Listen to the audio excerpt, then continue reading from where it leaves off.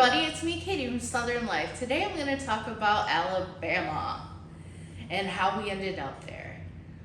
So first thing first, Jose and I had started this YouTube channel where we were driving around looking for places where we were going to move. We looked at Sebring, we looked at everything, and it took 2 years for the house to sell. Almost 2 years. And when the house did sell, it was in 2020. So the houses that were affordable to us like a year before were no longer affordable. We tried to buy a house in Jacksonville. That didn't work out. They tried to raise the price. We tried to buy a house in Sebring, and they basically told us, you're not going to bid less than offering, where there were no other offers. That house ended up selling for $30,000 less than asking. We also tried to look, we looked all over the place. And then when the house finally did sell and we packed up everything that we had. Before the money for the sale, we had $600 and we were leaving. And the money from the sale was not going to get there till the next day. So we packed everything up, headed up. We were still looking at a few properties in Ocala. We called one in Ocala and they refused to show it to us. So we're like, okay, we're going to Alabama. We had been looking at Alabama. We went to Alabama a few years before. And we just fell in love with it. We loved the house. We loved whatnot. We had only been there once. So we really didn't know anything about it other than the pricing was affordable. While we're driving up, we had that $600. We get to North Florida, the Panhandle, when we're driving up, and the truck starts overheating. It was like 1 in the morning? It was 1 in the morning. Middle of nowhere. Middle of nowhere, this truck is overheating. And I think we had like $400 at that point, or even less, I'm not sure. And we ended up being able to get to Dothan that night. And I remember we stayed at this Country Suites in Dothan, Alabama. We couldn't find any hotels. There was no hotels. So we ended up staying at this Country Suites in Dothan. There was some kind of military thing going on, so there was no hotel rooms, from what I remember. And we got the room, and we woke up the next day, and the sale was being finalized. They were gonna send the money over. So we had like less than $200 in the account. And we tried to go get breakfast at the Starbucks because we had truck and trailer loaded with all of our belongings. We didn't think we were gonna get through that. So I think later on we ended up... It took an hour of waiting at the line. Remember how long it took? It took an hour of waiting at the line, and we didn't even get to even the ordering box. So we're like... That should have been our first clue. Talk about how long, okay, that was your first experience with Alabama customer service. Yep. So later on in the video, we're going to get back to customer service in Alabama, but it took 45 minutes. Yep.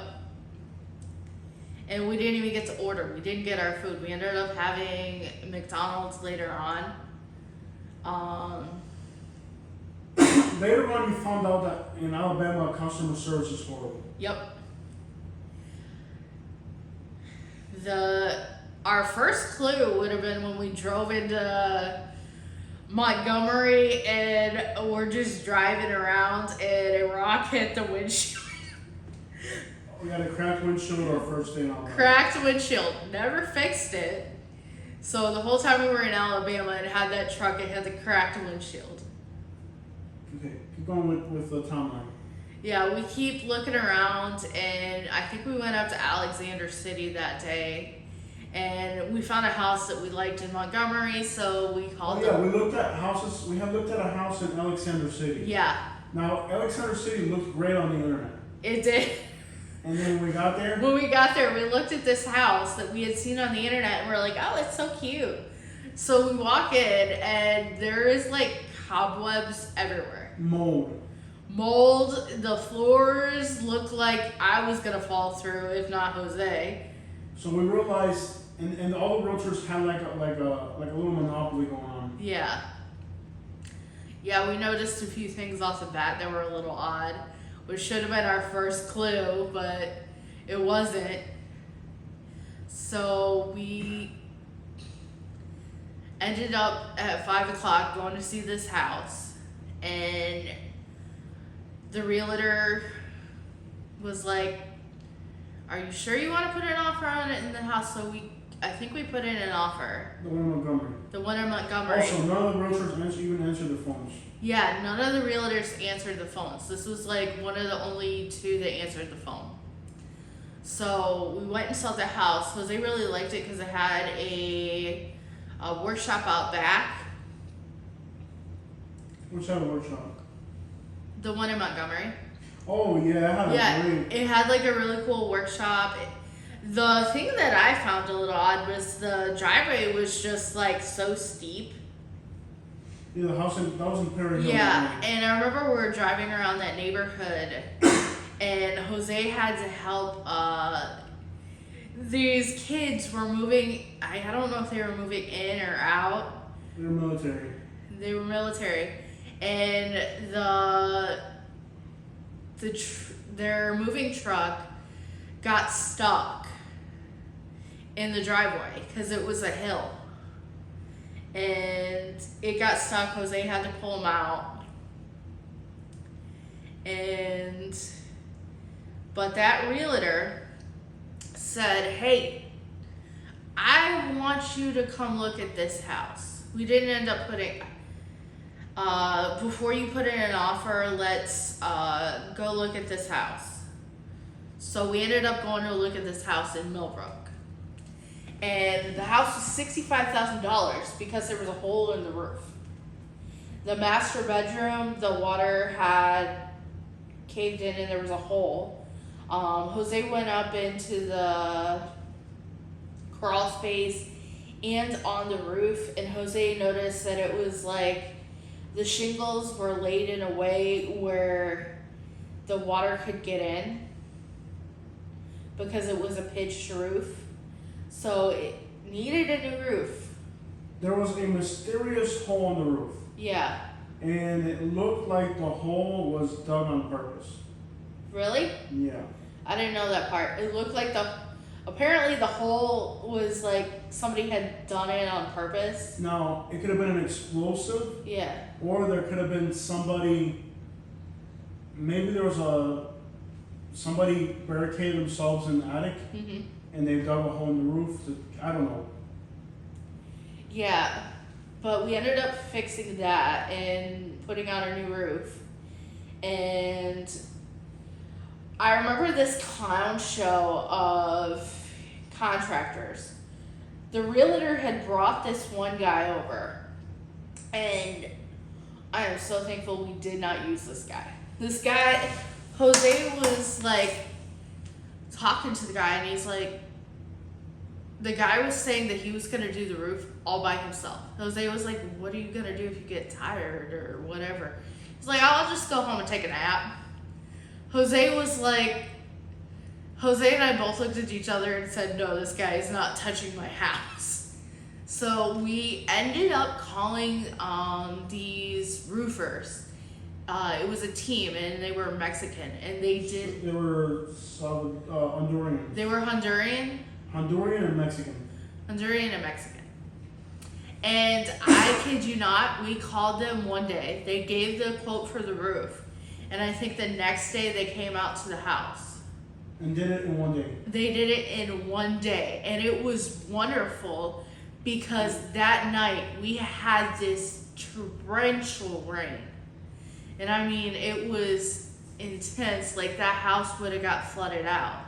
If we hadn't installed the roof that day, we would have had an extra $30,000 Yeah. in damage. Yeah.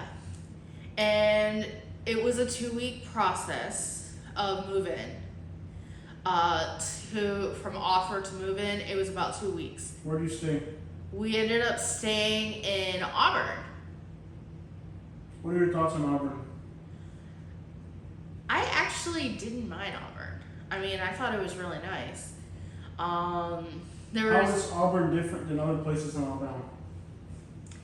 It seemed more normal. Because It was a college town. And I remember in this 2-week wait, we went to this park that was near the hotel that we stayed, and there was like this hill, and at the end was a waterfall. I only had flip-flops because I packed everything else, so I wasn't able to go down the hill. Jose went down the hill and said he saw a waterfall. I in the future want to go back there and try to get to that waterfall. And within that 2 weeks, we were constantly at the house with inspections and whatnot. And then finally we get to move-in day. In the first 3 days we moved in, we got a warm welcome by a firing squad. The neighbors just started like shooting off guns and whatnot, and yeah, it was interesting. And the neighbor refused to talk to me the whole time we were there, and because I was a Yankee. Technically, I'm still a Yankee, so. But yeah, he never talked to me the whole time we lived there. And I mean, whatever. We had neighbors that were registered. We didn't know it off the bat. Yeah, we didn't know right off the bat. And it was odd. Like, there were some odd moments with those two. Yeah. Throughout the whole time we were in Alabama. I remember, like, it was probably like a few weeks after we moved in, your dad came up. And he was there for what, a week or two? And he had a really good time. And then he went back. We took him all over and he had a good time, and then we got to November when my mom came up. And my mom doesn't... That's when things got really complicated. Yeah, that's when things started getting complicated. My mom came up, and my mom drives a normal car, late model, you know, it was a normal vehicle. So, and they're like, the neighbors come over and be like, who's that fancy person that came to see you? I should have known when we got a 2008 Yukon, which is like would have been a $10,000 car. $10,000 car, and they're like, oh, those fancy people got themselves a Yukon. $10,000 vehicle. That's like nothing. Where we're at, because you know we had come from Naples, and people were driving around in Lambos and Bentleys and Rolls. You know, it was normal to see those things at the grocery store where we're from. So the whole notion that a 08 Yukon is like fancy. I mean, well, it was one of the nicest cars we had, and I would get another one in a heartbeat, I'll tell you that. And when we got our truck, I made Jose look at a bunch of Yukons. He was not happy about it. So, do you want to talk about what happened around the time your mom came to visit? Okay, so I made caldosa when my mom came up.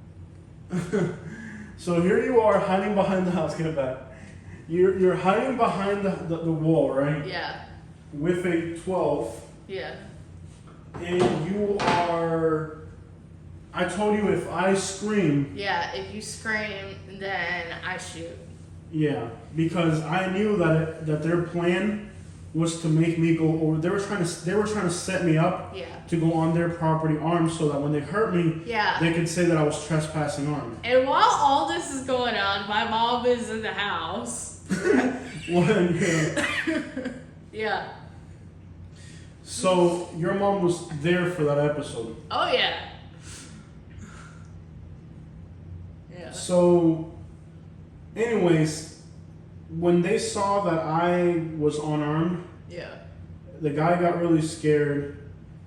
And what did I ask you to bring to me? You asked me to serve up some of the caldosa. Which to them is called a. Camp stew. And what is the significance of camp stew for them? For Southerners. It's something that's served when they're going to battle. Because you grab all the vegetables. Yep. And you stew them. Yep. It means that you're no longer going to have any more foods on deck. It means it's like it's a signal of war. Yeah. So what did I do? What did I go ahead and proceed to do? You gave them camp stew. So now the fact that the reason we made the stew was because My mom was coming and it was a cold day, and I thought that, Jose had been really enjoying it and he liked when I made it, so I just made it for my mom because I thought she would enjoy it too, and it was kind of cold that day too. Yeah, so this was the first cold day of the year. Mm-hmm. They were making a bonfire next door. They had the Klan's guy. They were trying to intimidate us. Yeah. And they're actually trying to get me to go over their arms so that they could stage, because he put a knife to my neck and then they patted me down. Yeah. And when they patted me down, they realized that I wasn't armed. So when I brought them to Camp Stew, they figured that I knew they were going to come. And I think that struck a real chord of fear into them. Yeah.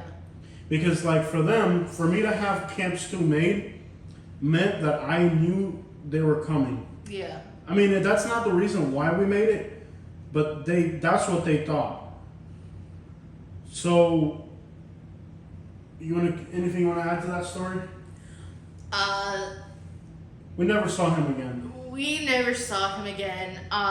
You told the neighbor that if he came around, because a week before the neighbor had some black gentlemen over, and Alabama is very racist, and you basically told him, you can't be having both these people over. Yeah, because the neighbor next door was friends with the Klan, Yeah. but he was also friends with some black people. Mm-hmm. And I told Katie, I'm gonna get the black people to go away because it was Yeah. it wasn't that he was black, it was that he was a thug. Yeah. It was just, the dreads, the music. This guy, he had that real delinquent look to him. Yeah. So I told my neighbor, you're either going to be friends with the Klan or the black guy, but you can't be friends with both of them. Yep. Because one day they would have the Klan over, and then the Yeah. next day he would have a black guy. So he decided to bring the Klan over to antagonize me. Yeah. And after he left, Jose told him, If he ever shows up again, he's going to Yeah. get shot. if he ever shows up again, he's gonna get shot. Well, we never saw either of them again. So I actually, they brought the Klan to run me out, Yeah. and I actually ran them He out. ran them out, yeah. We never saw the Klan guy, the Grand Wizard. We never saw him again. Oh, we did see him one more time when he was going into Target. Oh, at Target? Yeah. Okay. Which is kind of not really. Yeah. Why is he going to Target? That's not a place you should be going. He ought to be going to the hardware store. I know.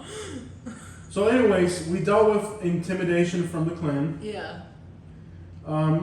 So, did you ever consider while you were up there, you started a job? Yeah, I got a job at a fast food place. Okay, so let me back up before we yeah. get into this story. Mm-hmm. Okay, that clan Yeah. wasn't the clan from the part of Alabama we were in. No. He was from a different part of Alabama. Yeah. We're not going to say what part. We did actually work for the clan in the area we lived, in the county we lived in. Yes. So let's be clear on the fact that the clan that was bothering us wasn't the clan from the county we lived in. Yeah. We actually worked for the clan in the county. Yeah. Do you remember working for them? Yes. What type of work did we do for the clan? All types of things, junk removal, like Hauling materials. hauling, We built a fence for them. Yeah. So how were those? Because we in Alabama, there's a lot of clans. This guy was from another city. So you Yeah. remember working for the clan and the type of jobs we did?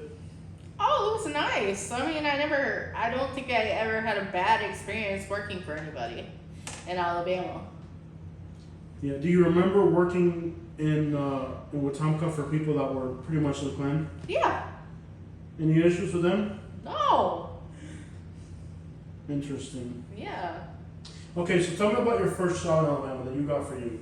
Okay, so I got a job and it was odd. Like, Oh, back up. yeah. Back up. Your mom was up there. Mhm. I gotta go back up to the building. Okay. Your mom was up there. Yeah. Your mom's family was in the clan in Indiana. Yes.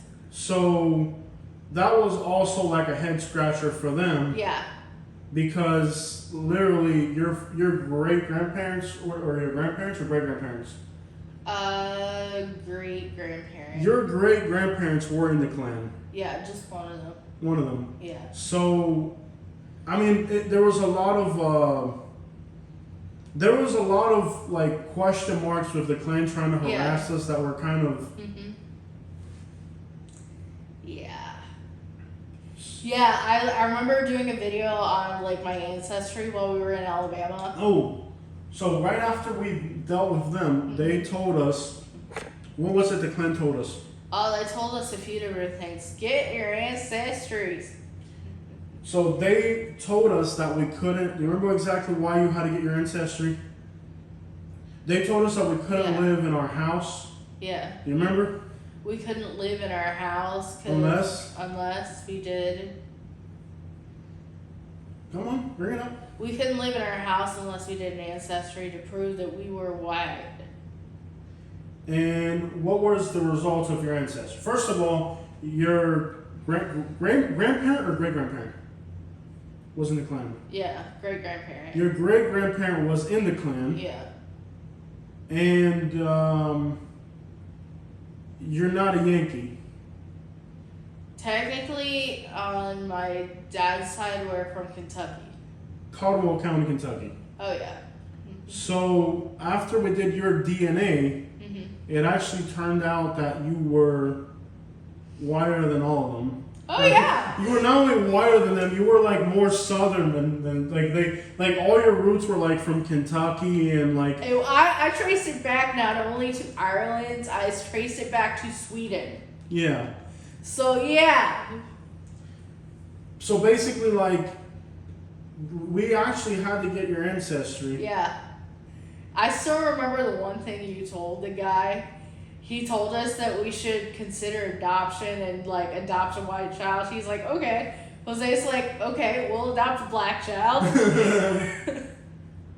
Anyways, so the clan told us that in order to live where we lived, we had to get our ancestry to prove that we were white, because if we weren't white, we couldn't live there. Yeah. So that's why we ended up having to do your ancestry, because they were saying that you were a Yankee and all this, and it turns out that you're actually more Southern than they were. And then you're only not only are you Southern, but you have like your whole family. I'm like an Irish Swede. Yeah, like you're related to presidents and you're related to the clan, and then they're like, oh, okay. Yeah, like one of my great uncles, like going far back, was Revolutionary War. Alexander Hamilton. So yeah, I mean, All right, so let's go back to your. So basically, that's the end of the dealing with the Klan for now. yeah, But you did deal with Klan harassment while living in Alabama. yeah. Do you want to talk about my job? Yeah, get into your job. How that went. Okay, so I worked at this fast food place. It's Alabama. I worked there for like an hour or two. Basically, I get hired, and basically, I was supposed to call the next day, and I kept calling, and nobody answered the phone. So I called again, and they're like, okay, well, we're gonna skip the test and just have you start. Well, I go in the first day, Where was this job at? Alabama, Millbrook, What was the place? Jack's. What is Jack's? Tell me what Jack's. It's like a Alabama fast food place. Okay. Southern fast food place. They have locations in Tennessee and Georgia, and I think maybe Mississippi. Yeah, Mississippi for sure. Okay, so how did that transgress? Okay, so that first like shift, I go in and they're like, "There's nobody here to train you, and you're not even on the schedule, so you should leave." Okay, so they wanted you to be a manager. Yeah, they wanted me to go be a manager, and I figured that's not what I need. So they wanted me to be a manager. And like, there's this girl who is trying to be a manager when I'm doing the paperwork for the job and stuff. And she's like telling him how she wants to be the manager and whatnot, and I shouldn't be the manager or something. It was weird. And But at the bottom line, okay, get to the point. Why? Okay, what race were all the workers? black, And what race were all the managers? black. The managers were black? Mm-hmm. Okay. And why did the workers refuse to train you? I think it was because I was white. Why do you think they didn't train you for your job? I don't know. You just said it. Because I was white. And there was like one or two white girls that first day. Like the second day where I went in, it was like some kind of storm, and nobody showed up for work. What happened in the parking lot? That was the day where I was calling to figure out what was going on to get started. There was an incident. It sounded like it was a disgruntled employee type thing. And what did the disgruntled employee do? This is your first day on the job in Alabama. I wasn't there when I found out what happened that day. And when I found out what happened, I told What happened? Get to it. somebody got upset and brought a weapon to work. A handgun. Yeah, And he caused a violent scene in the parking lot. Yeah, and 20% battery. I don't know how this is a reason to work. that's fine. I told Jose, I'm like, this isn't the job for me. Okay, so your first day on the job, Yeah. a disgruntled employee brings a gun to They work. couldn't even train me. They didn't even.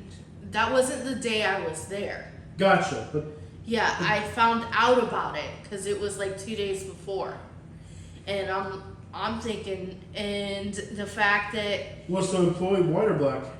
no idea. Okay, it was a white guy.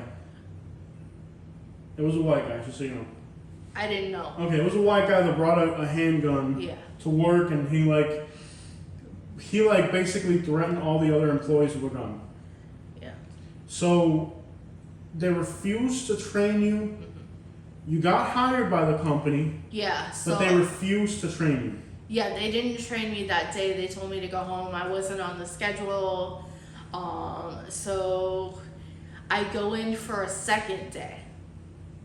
And the second day, I get there at 6. The store was supposed to open at like 5. And Nobody had shown up? nobody had shown up. It got to 6:30, nobody had showed up. and there was nothing for me to do. So basically, I sat there for like an hour and a half while they got everything ready. Until they had me do drive-through, and then I was talking with some of the employees and finding out things where I was just like, I'm thinking in my head, nope. So they did put you on the drive-thru. Yes. They had me at like the drink station making drinks. And I'm thinking, I'm like looking at interactions and stuff like that, and I'm just like, I'm thinking in my head like, no. I'm thinking no. So I went to the bathroom and I told Jose, yeah, this ain't gonna be a job for me. I remember it differently, but basically, you never got paid for the time you worked. Nope. They never really like they gave you the job, but they didn't really train you or let you even. Yeah, like I was noticing so many things that were just like red flags, where I just had this feeling like I had to get out of there. Basically, they hired you. Mm-hmm. They told you you had the job. Mm-hmm. But when you showed up, they refused to train you. Yep. And even though you worked maybe 4 to 6 hours or something like that, I think it was like 3 hours. Like they never paid you for they it. had me sitting at a table because they didn't have anything for me to do. Basically, until like they almost were ready to open. It took them like an hour and a half to get ready to open. Well, basically, I was home before 10 a.m. You got ghosted. They Yeah. hired you, but then they didn't train you. They didn't really hire you. Yeah. Like they told you, okay, you're hired. I was just like I knew like a few things where I was just like, nope. Yeah.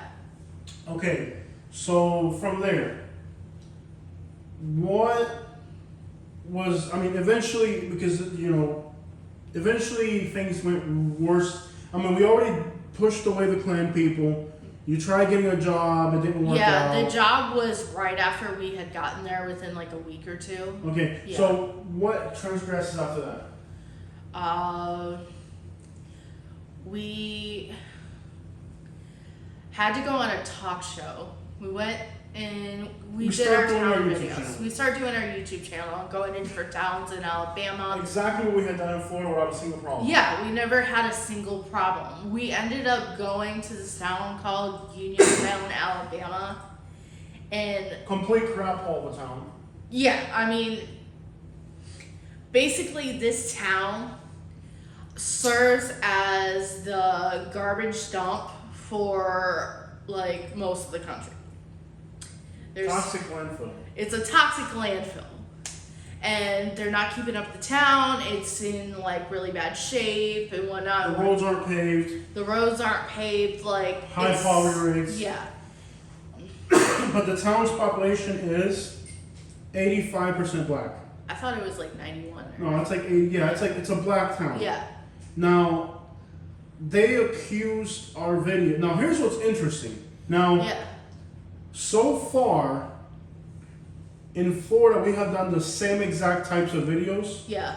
with no issues. No issues. We had no issues. And So they started accusing us of being racist yeah. because we were pointing out all the things that were wrong with their town. Yep. So you ended up having to go on a talk show. Break that down. Jose ended up having to go on a talk show, and I remember thinking What's it called? The Black Belt? yeah, something Tisha does a black belt or something. Yeah. Yeah, something like that. And The whole town was in arms about this YouTube video. yeah, and I remember like the host was telling us like how the talk is going around town, and there's like this old black man. Yeah. Yeah, Go that with it. came up to her and was like, "Where is the lie here?" Yeah. It's like they didn't say anything that wasn't actually occurring. Right. We didn't lie, Yeah. and we didn't really say anything offensive about the No. town's people. The truth is that it's a crappy piece of crap town. Yes. But the black people were in arms saying that we were racist. Yeah. Which is interesting because we moved to the Montgomery metropolitan area, Yeah. which is 65% black, Yeah. from an area that was 97% white in Naples. Mm-hmm. So the black people accused you of being racist. So Yeah. to break down, what did a black guy say? He said, Where's the lie? There's no. He's like, there's no lie. basically, like He all said. the young people, Yeah. all the people in town were accusing us of being racist. So they go to Yeah. like to one of their community elders, Yep. like this old, there's that old black guy Yeah. that went through the Civil War crisis and went through the Civil Rights movement. Yeah. And the old black guy was like, "Hey, ain't said nothing racist." If Yeah. anything, the old black guy took our side. He's like, if anything is happening, you guys are being racist in the town. Yeah. The So town's- the old black guy that they was like some civil rights expert or something, Yeah. right? They brought in this old black guy who was like some civil rights expert, and he took our side. Yeah. And he like shamed a bunch of people. I thought it was awesome. I thought he should have been on the show. Yeah. So what we had to clarify a lot of things to those people. Yeah. So basically, talk about race. What do you call it? Race baiting. Well, Yeah. I don't know. What do you call the thing where they do in Alabama where like everybody accuses you of being racist, but they're the ones that are being racist? Like, talk about It that. sounds like race baiting. Like Alabama, it's so hypocritical. They really haven't. The civil rights movement took place in Alabama in the 60s. But in reality, they all haven't progressed since 1865. They're like 100 years behind. So they're still upset that they've lost the war. The only places that are like built up nice are like Civil War, whatever. Civil War memorials. Okay, so you go on this talk show, and because you're being accused of being Yeah. racist, Mm-hmm. do you remember what the talk show went like and how it went?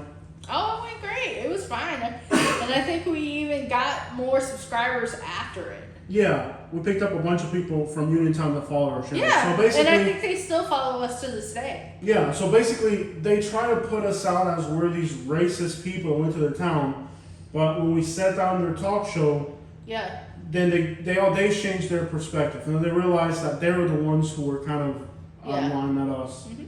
And but that just goes to show, like, and people in Alabama, particularly the African American community, Yeah. they've been discriminated for so long that they're always on the defensive. Yeah. Do you remember the time we went to a restaurant in Greenville, Alabama? Yeah, they refused to serve us. How did that go? Okay, so we went to this barbecue place because Jose and I are into Fat. barbecue. We're fat. We're fat. What can I say? So I remember Jose went up to order, and I was in the car, and I was just watching, and like all these people walked away, and he got to the front, and then they closed the restaurant on him. So we ended up eating in this place downtown. Excuse me. We ended up eating downtown, and even in the downtown, we got looked at weird. So basically, you walk into this restaurant, Yeah, everybody there is black. When they see us, they walk away. the customers walk away. Yep. Do you remember the reaction of the restaurant owner? Yeah, I said it. The restaurant owner closed the window and refused to serve us. And then we went to and now this is a town that's 50% black, 50% white. Yeah. We wanted to eat at the black restaurant, Mhm. and they made a huge scene out of it. Yep. So then we ended up eating at the white side. Yeah. So in Alabama, talk about segregation in Alabama. What you saw? It seems like they like segregation. Who is they? The people of Alabama, all sides, black, white, they all, Both race. What are the both races? Say it clearly. white and black both want segregation. Okay. Like they think it's good. So what happens if you were trying? Like, let's say you go against the current. What happens? Then you get cast aside. They don't like it. It makes both sides angry because you don't want to follow the race rules. Are there any other experiences where you notice like segregation? Yes. I remember the same type of situation. We went to get some barbecue in Montgomery. Oh, the time we had to, yeah. That's Yeah. another time we had to use weapons. Yeah. And these guys came by with a whatever. Okay, that nobody Yeah. knows. Okay, you're gonna have to give more. They said you ain't gonna eat here. Okay, but so you were in West Montgomery. Okay, you gotta talk clearly so Yeah. people can understand. Okay, where were you? we were in West Montgomery. Which is a black area. It's a black area, Okay, and we were getting some barbecue. okay. After we got the barbecue, what happened? We get in the car, and these guys pull up and A vehicle. a vehicle. Okay, and what did the people do? They pulled guns on us. They parked their vehicle. Parked their vehicle, pulled guns on us. There was a vehicle. How many people were in the car? 4. 4 people pulled up to us. They boxed us in Yeah. and they pulled guns. Do you remember what they said to us? You crackers can't eat here. Okay, and what did I have in the car? You had a rifle. What type of rifle? Do you remember what type of rifle it was? It was like An AR-12. AR-12. How big was this thing? Show me Almost with your as tall hands. as me. Okay, so this is a shotgun that Yeah. shoots. It's an AR body shotgun. Yeah.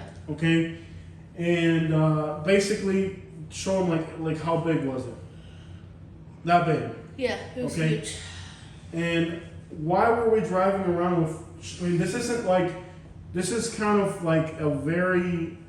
You have. Because we were getting threatened, and we were starting to get threats. Like, people were sending videos on my Instagram of people kicking in doors to houses. Okay, so they told us they were gonna hurt us. Yeah. So we were driving around town with a loaded AR-12, Yeah. which is an absolute beast of a weapon. Yeah. I mean, go figure. It's an AR body, but it's a 12 gauge shotgun. Yeah. Do you remember what I did with it? You put it on the dash and Oh. drove away. What when they saw it? What happened? They dipped. They left. They dipped. So they had handguns, Yeah. but I had a AR-12. Yes. So how was that experience for you? I mean, here you are. Somebody pulls guns on you and tells you you can't be in this neighborhood. It was scary. I mean, I had never had anything happen like that to me before. I've lived in Florida and Michigan, and I never had anything happen like that. What part of Michigan did you live in? I lived in the Detroit area, but I lived in the suburbs. So Michigan is also a black city. Yeah. How does it differ from Alabama? It seemed like people were a lot nicer to each other. I mean, I remember I was a little kid, and I remember everybody, like, we just all played together. There was nothing different. We just all, like, everybody was at peace and kind to each other from what I remember. I mean, it may not have been how it was, but that's how, it felt at the time. In other words, when you grew up in Michigan, you were living in Detroit, which is a mostly black metro area, but you never really experienced. In other words, there's a difference in how Alabama and other African American communities are. Mm-hmm. So, were there any other violent events that you remember being in while we were there? I mean, we're not going to talk Yeah. about the live stream because that's I'm not talking about that. the live stream we're not going to talk about. But I remember when we picked your dad up from the airport where at? in Birmingham. Okay, what happened? This was like him getting off the plane within like an hour or so. I don't think 5 minutes after you picked him up from. 5 minutes after we picked it up, we were filming, and these guys pull up next to us and pull pretty heavy artillery at us. They had rifles. And so there's this. You're at the Birmingham airport. We pick up my dad. yeah, and that was a whole thing. So we pick up my dad from the Birmingham airport. When we pick him up, I guess we got lost or something. Yeah. Took a back street or something. We took a back street, and these guys pull up with rifles and whatnot. How many people were there? There were like 5 or 6. And every single one of them Had a rifle. And what did they point it at? They pointed it at the car. Okay, and what did I do to get them to go in? You lowered the back window, and when they saw me, they dipped. Okay, so when they saw me and my dad, they saw 2 Hispanics. Mm-hmm. So what do you think happened in that circumstance? They saw me, and They noticed you were white? they noticed I was white, and they went away. Basically, if you had not been there as a white person, Yeah. if it had just been me and my dad, what do you think would have happened? You would have got hurt. They were going to take our car. Yeah. So basically, this was a robbery attempt because my dad is Hispanic. He looks very Hispanic. Yeah. And they thought it was just 2 Hispanics in the vehicle, and they were going to try to take it from us. Yeah. And this is outside the airport. Yeah. When I saw this happening, I said, after we had gotten away from them, I'm like, we need to pull over and I need to sit in the front seat. So basically, we realized that just having my dad as a Hispanic that looks Hispanic made us Targets. Gotcha. So eventually, do you remember? Because we have less than 5 minutes here. Do you remember the decision process of deciding it was time to leave Alabama? I mean, get into that. Well, there was Instagram threats. There was, people stealing from us. When we went to the police with evidence, they basically said that they weren't going to waste resources on a Mexican. And my husband is a legal U.S. citizen, and it was uncalled for. Okay. There's also one incident where somebody, when a registered offender assaulted you verbally. Yeah. And we did call the cops. Yes. And what did the cops tell you? They weren't going to do anything about it. Because the person was related to. It was related to someone important. So basically, you decided to leave Alabama. Yeah. What drove us to leave Alabama? The thefts, the threats, people were driving by our house, and it was just time. It was like we couldn't have a live stream. We couldn't do anything. So, violence? Mm-hmm. Violence. What else? What other? Do you think racism played a role into why we left? Yeah. Okay. Yeah. So, because of violence and racism, we decided to leave Alabama. Yeah. Do you think, now, when we first started telling people the stories about living in Alabama, they would say that we were lying. But what's been happening lately on the news in Alabama? People are starting to see that what we lived through was our Because experience. what's happening right now in Alabama? Because there's a lot of racism, things that are showing up. People are targeting Hispanics. You're seeing, so many people. Okay, what happened in Montgomery recently? There were 3 Hispanics that were murdered. In a robbery. And you saw the news article from today out of Lynette? Yes. So now we're starting to see on the news more than one. We're seeing dozens. People are targeting Hispanics. In Alabama. And now it's not a secret. It's happening so much that it can't be ignored. Yeah, it can't be ignored anymore. And, we went through this almost 3 years ago now. We moved to Alabama 4 years ago, and we left almost 3 years ago. Yeah. It was difficult. I liked my home. I wanted to stay there because I liked my home, but I couldn't because it was so dangerous. You know, I couldn't have my family. How many times do you think we had to use guns to defend ourselves while we were there in 1 year? Over 100. I mean, don't exaggerate. Give us a real number. Probably 20 or 30. No, maybe 5 or 6. Yeah. 5 or 6 times Mm-hmm. where we literally had to use guns to fend off other people that were Yeah. armed. Yeah. Have you ever had to be armed in Florida? Never. I've gone out in the woods, I've gone in the Everglades, I've gone all over the place, and I have not needed any of that. Gotcha. Do you think guns make life safer or scarier in Alabama? Definitely scarier. Gotcha. All right, that's today's interview of some of the hardships that we lived in Alabama. Is there anything you would like to say to the people of Alabama? I have forgiven you all, and that's hard probably to hear, but I forgive you. And I know a lot of you are great, and you just hide behind whatever is going on at the time. But I've forgiven you for what you've done to me and my family.